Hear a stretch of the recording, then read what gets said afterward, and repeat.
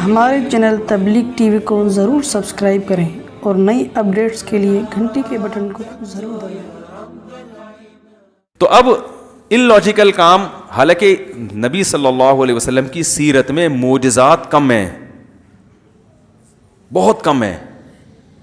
آپ کی جو سیرت ہے نا، 23 سالہ دور نبوت اٹھا کے دیں گے، ہر کام کے پیچھے کوئی لاجک ہے، گراؤنڈ ریئلٹی کو سامنے رکھا گیا۔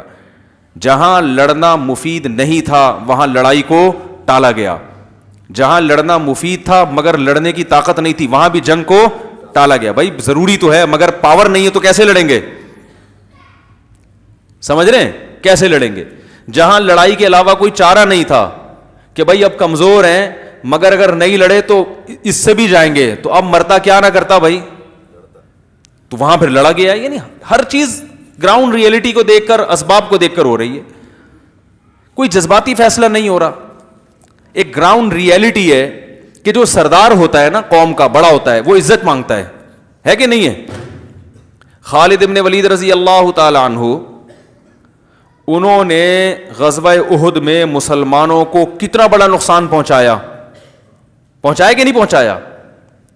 ہونا تو یہ چاہیے تھا، ہم اگر ہوتے، ہم کہتے کہ یہ بس ہاتھ میں آ جائیں کسی طریقے سے، ان کو تو چھوڑنا ہے ہی نہیں۔ احد میں جیتی ہوئی جنگ ہارے ہم ان کی وجہ سے، ابو سفیان اور خالد ابن ولید، یہ دو حضرات تھے جن کی وجہ سے مسلمان جیتی ہوئی جنگ ہار گئے، اور نبی کے سگے چچا شہید ہو گئے، 70 بڑے بڑے صحابہ شہید ہو گئے۔ اور اس میں سب سے بڑا کردار کن کا تھا؟ حضرت ابو سفیان اور حضرت خالد بن ولید کا۔ تو ہم ہوتے، ہم کہتے بھائی ان کو چھوڑنا ایسے ہے جیسے گستاخوں کو معاف کرنا، ہم یہی کہتے ہیں نا، ان کو نہیں چھڑیں گے۔ پنجاب میں ہوتے تو ہم کہتے چھڑا مر جاؤں گا، چھڑیں گا نہیں چھڑیں گے۔ لیکن اگر آپ صلی اللہ علیہ وسلم یہ سوچتے کہ یہ تو جہاں ملے ان کو مار دو، تو کیا ہوتا کہ بھائی میرے پاس جو پوری دنیا بھی ابھی ہم نے اسلام کا جھنڈا قائم کرنا ہے، تو ہمارا پاس لڑنے کے لیے لوگ کون ہیں؟ یہی ہے نا، قریش کے لوگ۔ کیا خیال ہے بھائی؟ اتنے افراد کہاں سے لے کر آئیں گے؟ اگر انہی کو سارے ظالموں کو مار ہی دیں گے ہم، تو میرے پاس تو اتنے تھوڑے سے لوگ ہیں لڑنے کے لیے۔ تو بہتر نہیں ہے کہ ان کو کسی طرح اپنا بنانے کی کوشش کی جائے؟ حالانکہ کتنا بڑا، کیا جذبات ہوں گے، نبی کے سگے چچا کی ٹکڑے پڑے ہوئے ہیں، کیسا۔ لیکن آپ صلی اللہ علیہ وسلم کیا کر رہے ہیں کہ بھائی آپ نے خالد ابن ولید کو پیغام پہنچایا، پتا تھا سردار ہیں یہ، تلوار کی زور سے ان کو اسلام میں لانا مشکل کام ہے۔ تو آپ صلی اللہ علیہ وسلم نے صلح حدیبیہ کے بعد خالد ابن ولید کو پیغام پہنچایا کہ دیکھو خالد ابن ولید جیسا سمجھدار آدمی ابھی تک اسلام میں داخل نہیں ہوا، یہ ہماری سمجھ میں نہیں آتا، اور فرمائے تم ہمارے پاس آؤ گے تمہیں عہدہ بھی ملے گا، عزت بھی ملے گی۔ کیونکہ سردار کو یہ ڈر ہوتا ہے کہ اگر میں نے ان کا مذہب قبول کر لیا تو ایسا نہ ہو میری بے عزتی ہو، مجھے تانے ملیں کہ یار ہر آدمی کہے بھائی ٹھیک ہے اسلام تو قبول کر لیا، لیکن نبی کے سگے چچا کا خون سے تو تمہارے ہاتھ رنگین ہوئے ہیں نا، یعنی تمہاری وجہ سے قتل ہوا نا۔ کوئی اپنے باپ کا حوالہ دے گا کہ میرے باپ کو تم نے مارا، کوئی اپنے بھائی کا حوالہ دے گا میرا بھائی تمہاری وجہ سے، تو ممکن ہے مجھے غلام بنا کے رکھ لیا جائے۔ اور ایک آدمی جب ایک مقام تک پہنچتا ہے، آرمی میں ایسا ہوتا ہے نا کہ جونیئر کو چیف بنا دیا جائے تو سینئر استعفیٰ دے دیتے ہیں کہ یار جو ہمیں ہمیشہ سلوٹ کرتا رہا اب ہم اس کو کیسے سلوٹ کریں؟ انسانی فطرت ہے، یہ نیچر ہے۔ سمجھنے کے نہیں سمجھ رہے بھائی، جو ہمیں آج تک سلوٹ کرتا رہا ہے اب ہم اس کو کیسے سلوٹ کریں؟ تو آرمی کے جتنے سینئر آفیسر ہیں اکثر کیا کرتے ہیں؟ ریزائن دے دیتے ہیں۔ تو یہ انسان کی ایک نیچر ہے۔ تو نبی صلی اللہ علیہ وسلم کو یہ تھا کہ خالد بن ولید کے ذہن میں یہ خیال آ سکتا ہے، تو آپ نے فرمایا کہ ایسا نہیں ہے۔ اب ہم ہوتے تو فتویٰ لگا دیتے یہ تو لالچ دی جا رہی ہے اسلام میں لانے کے لیے، ہے بھائی کیا خیال ہے؟ عہدے کا اسلام قبول کرنا ہے تو بھائی اللہ کے لیے کرو، عہدے کا کیا؟ عہدہ نہیں ملے گا، عہدہ نہیں ہوتا ہمارے یہاں، ہماری مرضی، ہم تمہیں کہیں چوکیدار لگا دیں یا بس کا ڈرائیور بنا دیں، ہماری مرضی ہے، تو ہماری مرضی ہے۔ لیکن نبی صلی اللہ علیہ وسلم کیا فرما رہے ہیں؟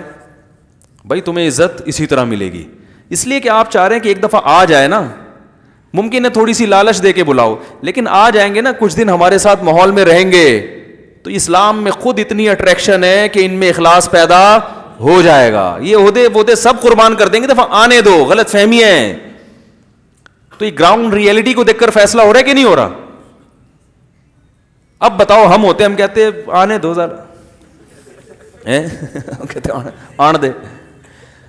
تو وہ خالد ابن ولید رضی اللہ تعالیٰ عنہ سے 2 جنگیں ہو چکی ہیں, اس میں وہ ان کو ایمان کی توفیق نہیں ہوئی, اس جملے نے ان کو اسلام کی طرف مائل کر دیا.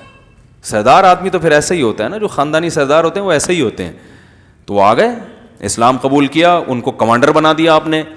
لیکن شروع میں تو کمانڈر, اس کے بعد آپ میں اتنا اخلاص پیدا ہوا ہے کہ آپ کہتے تھے کہ میں ہمیشہ امیر بن کے لڑا ہوں.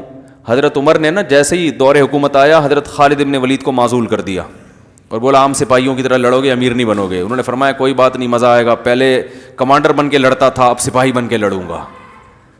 کیا خیال ہے؟ ورنہ کسی کمانڈر کو معزول کر دو, سپاہی بنا دو, بڑا غضبناک ہوتا ہے وہ.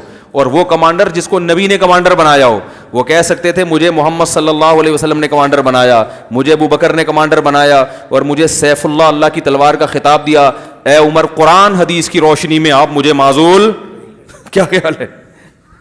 قرآن حدیث کی روشنی میں آپ مجھے معزول نہیں کر سکتے. قرآن سے تو یہی پتہ چلتا ہے, حدیث سے تو یہ پتہ چلتا ہے, کیونکہ حدیث میں آتا ہے سیف اللہ, اللہ کی تلوار, اور ہمیشہ آپ نے مجھے کمانڈر بنایا, تو آپ کیسے کر سکتے ہیں؟ حضرت عمر نے سب سے پہلا کام ہی یہی کیا, جیسے ہی خلیفہ بنے سب سے پہلے خالد بن ولید کو معزول. لوگوں نے کہا کیوں بھائی؟ کہہ رہے ہیں کوئی غلطی بھی نہیں کی انہوں نے, وہ ویسے ہی کہا لوگ یہ سمجھ رہے ہیں ان کی وجہ سے فتح ہو رہی ہے, اسلام کی طرف تو اب لوگوں کی توجہ جائے نہیں, شخصیت پرستی آ رہی ہے, شخصیت پرستی برداشت نہیں ہوگی, معزول کیا ان کو. تو یہ اخلاص پیدا ہوا نا خالد ابن ولید, ورنہ کمانڈر جو اتنے عرصے سے رہا ہو اس کو عام سپاہی بنا کے لڑانا آسان نہیں ہوتا. تو ہم نبی کی سیرت میں دیکھتے ہیں ہر کام ایک سوچ کے ہو رہا ہے, ایک طریقے سے ہو رہا ہے. تو آگے ہم دیکھتے ہیں رسول اللہ صلی اللہ علیہ وسلم نے جو سفیر بنائے ہیں مختلف ملکوں میں بھیجنے کے لیے, ان سفیروں میں آپ نے یہ نہیں کہا کہ جس کو چاہے اٹھا کے بھیج دو. مدد کہاں سے آئے گی؟ بادشاہ کے دل کو نرم کرنا کس کا کام ہے؟ اللہ کا کام ہے. یہاں دعا مانگوں گا میں, جس کو چاہو بھیج دو. نا نا نا نا, جتنے سفیر آپ نے ملکوں میں بھیجے ہیں نا بادشاہوں سے بات کرنے کے لیے, ان کی پرسنالٹی کو بھی بہت دیکھا گیا ہے کہ وہ قداور تھے, خوبصورت تھے, بلیغ تھے, بات کرنا جانتے تھے. اب کسی ایسے شخص کو سفیر بنا کے بھیج دیا جائے کہ وہ بولنا کچھ چاہ رہا ہے, نکل اس کے منہ سے کچھ اور رہا ہے, یا گھبرا رہا ہے وہاں جا کے, تو کتنی اچھی دعوت ہو, کیسی ہی زبردست حق ہو, لیکن اس کو پیش کیسے کرنا ہے اس کا بھی بڑا اثر پڑتا ہے. دیکھو آپ کے یہاں کوئی مہمان آیا, آپ نے ایسا خاندانی کھانا بنایا کہ وہ ڈش آپ کے گھر میں بہت ہی خاص مہمانوں کے یہاں پکتی ہے, لیکن اس کو شاپر میں ڈال کے آپ نے دے دیا مہمان. وہ بیٹھا ہوا ہے صوفے پہ, اے سی چل رہا ہے, بھائی کھانا آنے والا ہے, تو شاپر میں پلاؤ آ رہی ہے اور بکرے کی چانپیں اس میں گھوم رہی ہیں. آپ کہتے ہیں یہ کیا ہے؟ بولیں بھائی اس کو کھا کے دیکھو, مزہ نہ ہے پیسے واپس. وہ کھائے گا, وہ کہے گا میں کیا کہ لنگر کسی مزار پہ بیٹھا ہوں لنگر کے لیے. جتنی بھی مزے کی چیز ہو بھائی پیش تو تمیز سے کرو نا اس کو. پہلا اثر اس پہ جائے گا, وہ کہے گا آپ 100 دفعہ کہیں, اگر وہ عزت دار آدمی ہوگا وہ کہے گا بھائی مجھے نہیں لگتا کہ یہ جیسی پیکنگ ہے ویسے ہی اندر مال بھی ویسے ہی ہوگا. اب آپ 100 دفعہ کہتے ہیں. اس کے برعکس مسور کی دال ہے, آپ نے مہمان کے سامنے رکھ دی, ادھر کھیرے کٹے ہوئے ہیں, ادھر پیاز کٹے ہوئے ہیں, ادھر لیمن رکھا ہوا ہے, ٹھیک ہے نا, بڑی تمیز سے اس کو بنایا ہوا ہے, تو وہ کھا لے گا. حالانکہ اس کو پتہ ہے کہ یہ کیا ہے, دال ہے. وہ کہے کہ شاید کوئی اسپیشل دال ہو ان کے یہاں, وہ تو کھانے کے بعد پتہ چلے گا کہ ذائقہ کیسا ہے. تو یہ بھی ایک گراؤنڈ ریئلٹی ہے. تبھی دیکھو جتنے بھی پیغمبر دنیا میں آئے ہیں سارے حسین ہیں.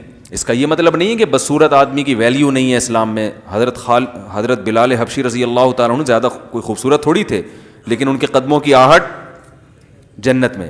لیکن زمین کی باتیں جو ہے نا, زمین پہ جو احکام ہوں گے وہ زمینی حساب سے ہوں گے, اسباب سے. میں نے بتایا تھا نا ابھی جمعے کو پورا ڈیٹیل میں بیان کیا کہ اسلام میں یہ کہ لڑکی کا نکاح اس کے ہم پلہ میں کیا جائے, اس میں قوم بھی دیکھی جائے گی.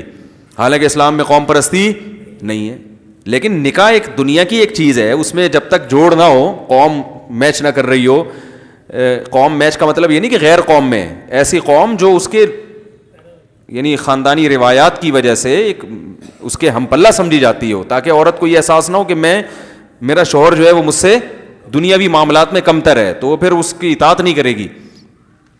تو دنیا کے حکام ہیں یہ. تو رسول اللہ صلی اللہ علیہ وسلم نے جو بڑے سفیر تھے نا, دحیہ کلبی رضی اللہ عنہ, یہ سفیر تھے, ملکوں میں جاتے تھے بادشاہوں سے بات کرنے, اثر پڑتا تھا. پہلا امپریشن بادشاہ کے سامنے, بھائی یعنی ہٹو بچوں, ٹھیک ہے نا. تو یہ اتنے خوبصورت تھے جن کو نبی نے ملکوں میں بھیجا تھا سفیر بنا کے. اتنے خوبصورت, آپ نے یہ تو سنا ہوگا نا کہ جو کوئی بہت خوبصورت عورت ہو فتنے کا سبب بنتی ہے, پردے کا حکم دیا ہے نا اس کو. مرد کو پردے کا حکم کبھی سنا آپ نے؟ حضرت دحیہ کلبی پر حضرت عمر نے مدینہ میں داخلے پر پابندی لگا دی تھی کہ عورتیں فتنے میں پڑ رہی ہیں ان کی وجہ سے. اور بعض روایت میں آتا ہے چہرہ ڈھانپ کے آیا کرتے تھے, چہرہ کھولنے کی اجازت نہیں تھی. تو ایسی پرسنالٹی جب روم اور فارس کے بادشاہ کے سامنے جا کے کھڑی ہوگی تو بادشاہ تھر تھر کانپے گا, بولے گا بھائی آسان نہیں ہے ان سے بات کرنا.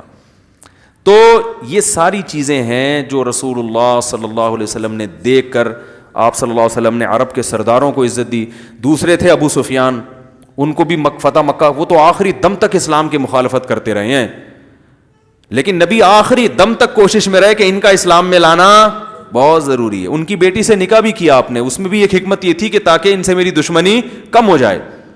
اب آپ یہ کہتے ہیں نہیں بھائی انہوں نے ہمارا اتنا نقصان پہنچایا, یہ تو ان کی بیٹی سے میں نکاح کروں, اپنے دشمن کی بیٹی سے نکاح, اور وہ بھی بیوہ اور بچوں والی بیٹی.